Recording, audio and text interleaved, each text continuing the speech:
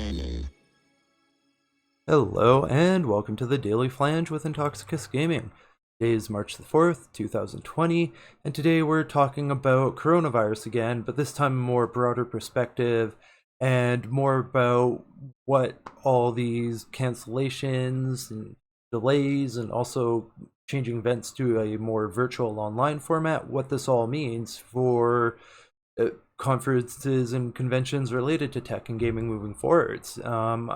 Personally, I think it's very possible this could result in a big shift where a lot more events are held online and there is less physical events depending on the event and the context of the event.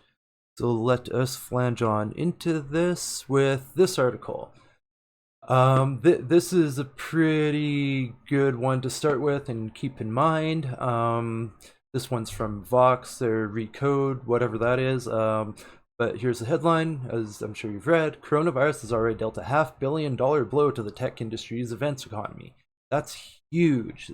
Some people forget or don't realize how much gets spent on getting ready for these events, how expensive they are, how much preparation goes into them. And if you think about it, there's so much logistics. You got to hire staff or transport staff. They're multi-day events. Hotel costs sometimes rise when they know certain events are coming because capitalism. So sometimes prices are increased when these events happen. So they're even more than prices are more than they would be for some things, namely usually stuff like hotels. I don't know how common that still is, but it's a thing where prices sometimes shift depending on popularity of the venue or hotels, etc. And like, airlines, hotels, restaurants, transportation, paying employees and booths and equipment and renting the space and all licensing and permits. I'm not sure what that situation is like for these events. That's more to the organizer. But the thing is, the attendees and the people that pay for ticket costs pay for those costs indirectly because your ticket cost has to cover the cost of whoever's putting on the event. Plus, they have to make some money. Generally, that's usually how it works in capitalism. So yeah, this stuff can be really, really expensive, and a lot of events have been canceled. And yeah, more cancellations and postponed. This is more focusing on tech than gaming, but there's more tech events these days just because of how tech has changed. And yeah, this is huge already to be at $500 million lost. Not even, and this doesn't even count potential profits, as I remember, because they're using Predict HQ. I'm not too familiar with them, but yeah, just it doesn't. Yeah, this doesn't even include the potential profit from attendees' purchases and all that kind of stuff. So that's not even the complete picture. So just going forward, just keep in mind how much money this stuff costs and how much they're losing in having to cancel. And they don't want to have to cancel these things. Like E3 is a good example. Huge, tons of planning, tons of investment. If they don't have to cancel that, they definitely do not want to. Oops. Should have left my camera alone. Let's just edit that out. Anyways, so a big one is NVIDIA's. They've not canceled it, but they've shifted their, as it says in the headline, or they've moved their online GTC game. What is GCT again? I'm not so familiar with that. It's Game Technology Conference or something like that. I can't remember what GTC stands for, and it doesn't really say here. We'll take a quick look at their website just for shits and giggles, but this is really where the main action is. And so really the big deal here that I'm kind of being not concise about is they're moving this to online so they don't have to cancel and can still do a bunch of this stuff, make their announcements and that kind of thing, and not have to cancel, not make it a big loss. But because there's so many online options now, like I think they might be kind of pioneering taking these events online in some ways. And I've said this already before about E3 and Nintendo and Sony and them pulling out. Like, it's kind of ironic and interesting to me that Nintendo, when it comes to, I think it was GDC, or yeah, I'm pretty sure it was GDC, they were like, super resistant on pulling out, or at least they were one of the last or only ones not to pull out before they rescheduled the event, which is kind of ironic because they're the most able to take their stuff away from there because they've got all the Nintendo Directs and stuff, like I was saying. So by taking it online, I think they'll might wind up setting a trend here where people will be like, oh, they saved a lot of money doing that too, besides the whole, communicable disease things, of which a point that's necessary to touch on is there's different names for it, but there's basically, convention flu or whatever you want to call it, where just because people are so close together, just the regular flus and colds and that kind of thing, those get passed around. So, people who go to these things tend to get sick with just like, all sorts of colds and flus and stuff anyways, just because it's just a bunch of people congregating in that manner, which is just, it's hard not to pass stuff around. And also too, no one wants to be the event that gets singled out as like, oh, because you still had your event, you're the one that blew it up. No one wants to be that. So that's definitely a motivation that's definitely there that I don't think anyone will really talk about, but it's definitely there. And it might be, it might not even be one they're necessarily so conscious of in those terms, but no one really wants to be like that guy or that conference. Yeah, nothing huge here. Yeah, he'll still give a keynote, still share announcements. And that's the thing. Their speakers can do all their stuff online. They can have the panels online. It's a little bit trickier, but like they can do a lot of stuff online still. And like, everyone here can do their thing online, I'm pretty sure. So, and yeah, it's not, if they shift to online like that, I think it'll be a good thing, and I think it'll change the meta of how a lot of conferences and conventions are done, because like GDC is another one where they could just go all online, save everyone, not just themselves, but everyone who goes there a whole bunch of money, make it more accessible in a lot of ways by putting it online, and then maybe even have a better conference. And maybe we might even see better conferencing software show up because Google killed Google Hangouts for whatever reason. I have no idea why Google would do that. But yeah, they killed Google Hangouts and all that stuff, and now the Google stuff for that's not that great. So everyone's been kind of shifting to Zoom, which apparently works pretty good. I'm sure there's some other things. Zoom's just the one I know of, but like there's gonna have to be advancements in how this stuff works to be more similar to like a people in person conference where they're asking questions and stuff. Anyway, so this is GDC, their announcement and stuff. So they're delaying. But I wouldn't be surprised if they wind up getting the same idea where they're like, well, why don't we just go all online? Because they record and post all the talks and stuff online anyways, which is amazing. So much great content on their YouTube page to just watch. And I watch through the GDC stuff there all the time. It's lots of great stuff. And this one's interesting just because it's a big list. This is tech related, but like the list of conferences and stuff that have been canceled, some you probably never heard of. So there's a whole bunch I've never heard of, but there's some big ones too, like the Mobile World Congress in Barcelona, MWC, that got canceled, some big Microsoft stuff. And some of these still say being held as scheduled. So not everything here is necessarily canceled. Some are postponed, so you do got to pay attention to what it says. Some are postponed, some went online, some are canceled, some are still being held as scheduled, as it says. So there is some variability, but there is a significant change in things going on here as you look through that list. And apparently tech companies are instituting travel restrictions and work from home policies. And also I want to say on that note, a lot of this stuff is really good. Some of like this stuff might freak some people out and be like, oh, crazy. So a little preview of what we're going to touch on next. And yeah, this, I just want to say, like, this is good. Don't get freaked out over this. Definitely take precautions, be concerned, but don't panic. Don't get freaked out. Like, this stuff is good. This means, at least in part, people are doing their best to be responsible about this and prevent it from spreading. And this kind of stuff is ultimately good, at least while this is an issue, and it might be good in the bigger picture meta as we events change how they do things, as they realize, oh, now that we can do so much online, what do we need physical events for, depending on the event? So some events make more sense, and also some of the getting together in person is just about people being social. We're inherently social beings. That's really the underlying reason behind a lot of these conferences and events. In a lot of ways, it's an excuse for people to get together and meet each other in person and that kind of thing, and network and all that good stuff.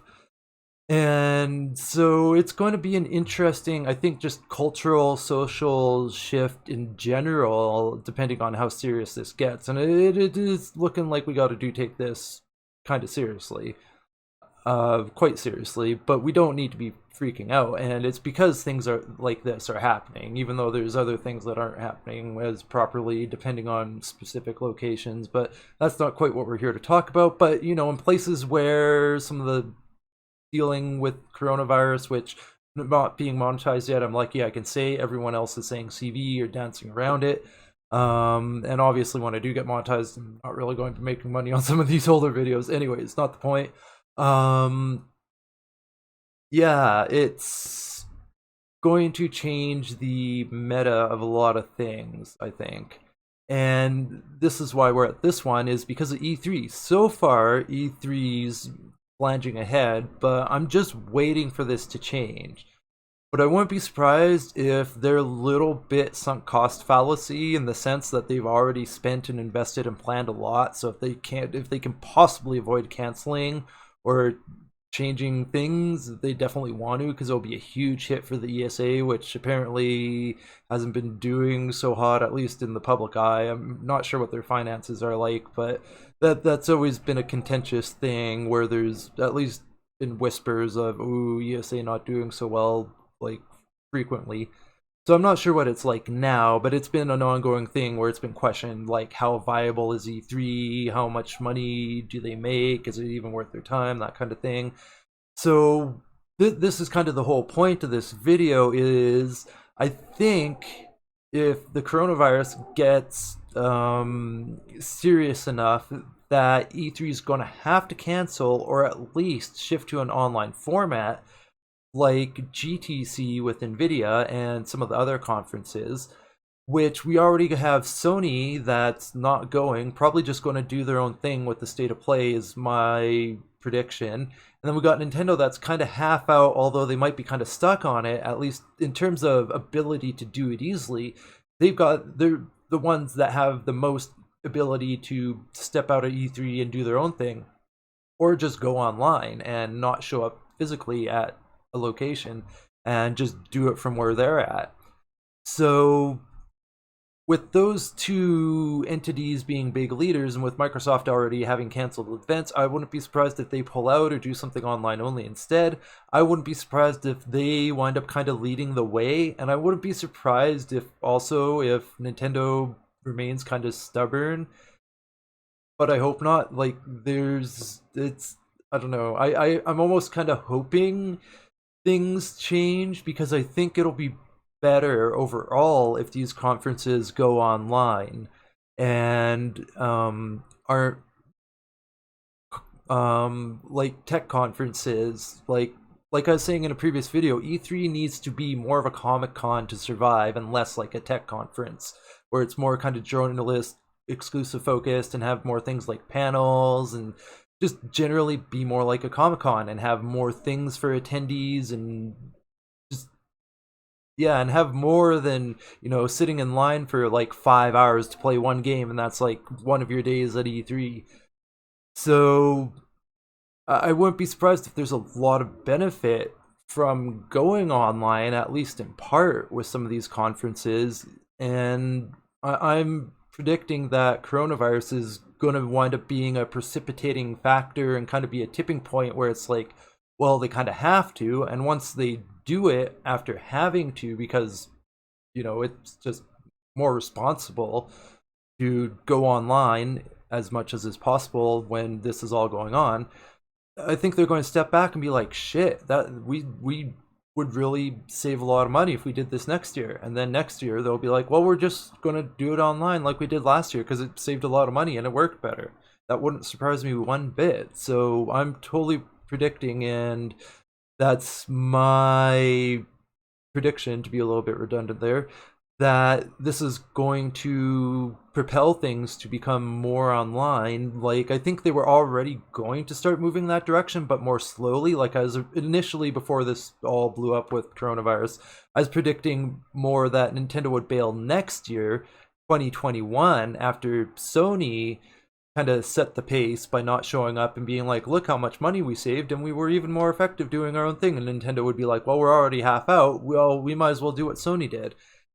And I think that's just going to happen way, way sooner. I think what was going to happen over maybe 5 years or so is going to happen over like this spring slash summer, potentially this year, depending on how long this lasts. So yeah, this is going to be interesting. Definitely going to have to wait and see what happens. And back to the beginning, already $500 million blow. So just a reminder, how much money gets spent on these things? Like, that's collective with all the tech events, but you know, with what has canceled, you go back to the list that we looked at earlier, look at what's canceled. Holy shit, that's a lot of money with the events that have actually canceled. Let's go back. So how many have postponed or canceled? 1, 2, 3, 4, 5, 6, 7, 8, 9, 10, 11, 12, 13, 14, 15, 16, 17, 18, 19, 20, 21, 22, 23, 24. Yeah, we're just counting anything, because any change, postponement, going online will change things and make them have to cancel and that kind of thing. So anything where it gets changed is the cancellation. So let's pull up the handy dandy calculator. Let's go all the way with this. So 500 million divided by 23. So, oops. Yeah, I forgot my numpad has hotkeys, so I can't use my numpad for numbers. Okay, so there's the decimal. So did I do that right? That's a much smaller number than I was expecting, actually. Yeah, that's 500 million. Just $500 million. Oh, fuck, no, I derped. Oh, wow, I had a derp. I was reading that as 21,000. No, that's 21 million. Jeez, derp. 21, almost 22, just shy of 22 million on average per event. I mean, this is not necessarily the most accurate math. This is just to get a general idea, because I'm not sure if the number of events we looked at is the same events they counted, but just as a rough idea, just to get a rough guesstimate, that's definitely not that accurate a number, but close enough to give us an idea. Damn, like when you actually do that kind of math, it's like, whoa, they spend a lot of money on these things, and there's a lot of money tied up in these things. Wow, and it's easy to be like, oh, 500 million, and then you do math, and then it's like, oh yeah, 500 million is like a lot of money. Yeah, it's a lot of money tied up in this stuff. So I guess it was technically 480 million, but yeah. So that's the main thing that gets me is they'll go online, look at the cost of going online versus the cost of going in person, and that'll be the thing that really gets them when they do any sort of cost analysis to try and plan next year's thing. And we might not really even see this till they start planning next year's things so much, where they start comparing the cost of like, well, we went online and or other people went online and it saved them this much money. Well, why are we going to do this in person unless we have to? And there are some things where it matters more to be in person because they have to like demo a thing and that kind of thing.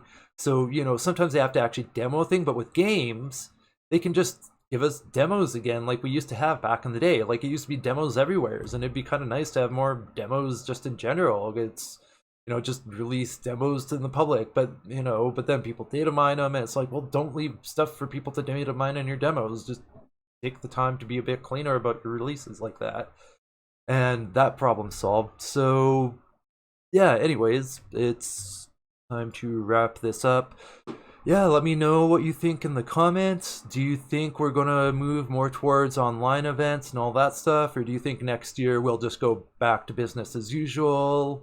Do you think it's gonna how long do you think the whole coronavirus thing is gonna last? Do you think it's gonna continue on to affect E3 and later on events in the year, or do you think it's going to kind of peter out and we won't have to worry about it? And also, just while we're talking about it, do you think it will delay any, like, big console releases or big announcements that way? Um, that's not quite what we touched on, but it is relevant tangentially. And yeah, as always, hit the subscribe if you haven't already. Hit the little bell icon for the notifications so you always know when the new ones are up. And also, let me have a brain fart for a second while just my brain totally goes blank on what I was about to say. Wow, I love it when my brain does this. Oh yes, if you a great time to put this after having a brain fart like that. If you like the video, give me a thumbs up. If you didn't, give me a thumbs down. But if you give me a thumbs down, hop in the comments and give me some constructive criticism and feedback so I can turn that thumbs down around to a thumbs up next time. And that'd be much appreciated. And just in general, always looking to improve and do better. So always looking for your feedback and constructive, helping me out criticism. And yeah, Patreon and GoFundMe are all flanged up. Won't go too much into that this time. And streaming tomorrow, June 2016. I think I finally got the webcam figured out. Apparently the Logitech Brio isn't compatible with the USB 3.1 ports / drivers on this motherboard. Anyways, I think it's figured out, so that should be all clear. Doing Doom 2016 tomorrow, and I'm really feeling like I'm just going to randomly stream Dark Souls when I feel like playing it, because I need to play that game and I want to stream it, and it doesn't really fit into what I'm doing now, but there's content I want to do that involves needing to play Dark Souls, which I haven't done, so I'll probably just keep an eye out for me streaming Dark Souls if you're interested in that. And I think that just about covers all that good stuff. I'm sure I'm forgetting something. As always, have a good one and remember to bring a towel.